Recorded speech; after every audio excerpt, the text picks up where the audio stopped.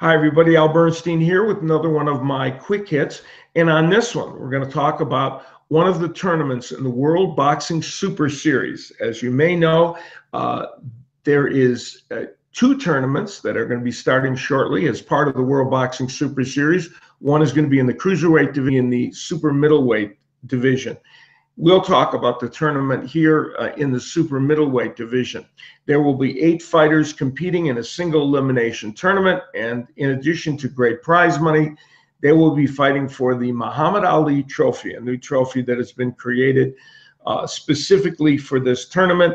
It is as many of you know who have been following me on Twitter and seen me do these videos, I'm extremely enthused about this tournament. And part of the reason is because of the schedule of it. It is single elimination.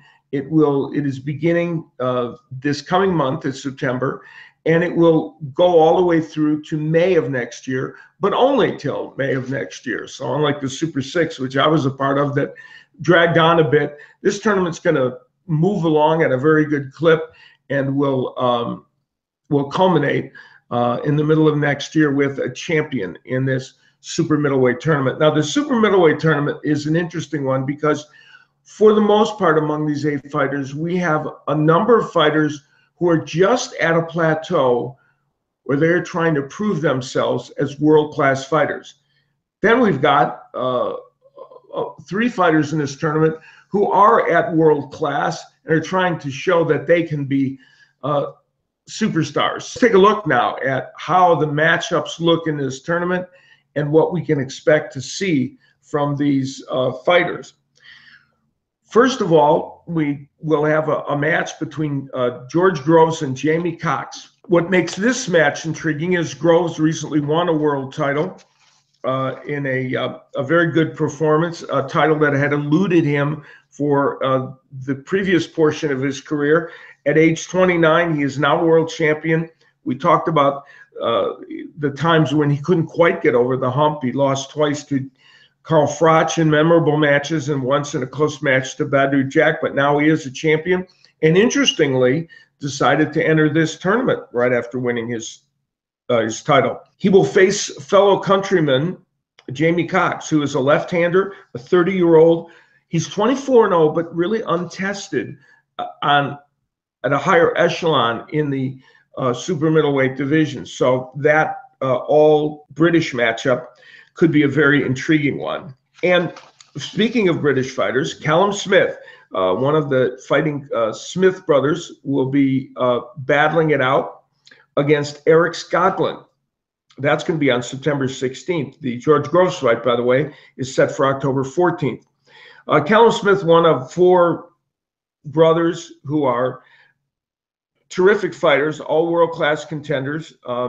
And Smith now at 22-0, age 27, had a chance to fight for the world title, turned it down to be in this tournament. And so this Liverpool resident is hoping that he can, along the way in this tournament, win a world title from perhaps from George Groves, and then make this tournament his star-making vehicle. Scotland is a Swedish fighter who at age 26 is undefeated at 26-0, interestingly. This is a big step up for him. He's a very good fighter, but he has not faced a challenge probably on the level of Callum Smith. Also, one of Great Britain's rising stars, Chris Eubank Jr., will be in action on October 7th when he takes on Avni Yildirim in a Turkish fighter in what should be a very intriguing match. Now, to get into this tournament, Eubank, the 27-year-old son of Chris Eubank, the former super middleweight champ and a legendary British boxer, Eubank beat Arthur Abraham, a former champion, and decisively beat him to work his way into this tournament. And Chris Eubank is a very talented fighter on the cusp, many people believe, of being a really terrific fighter and being a world champion. And many people believe he is peaking at the right time for this tournament. And along with his countrymen, George Groves and Callum Smith, he is one of the favorites in this tournament. I think those 3 they're the top seeds in the tournament, and many people believe the champion could likely come from that British trio. The man he's facing, Yildirim, is a very rugged fighter.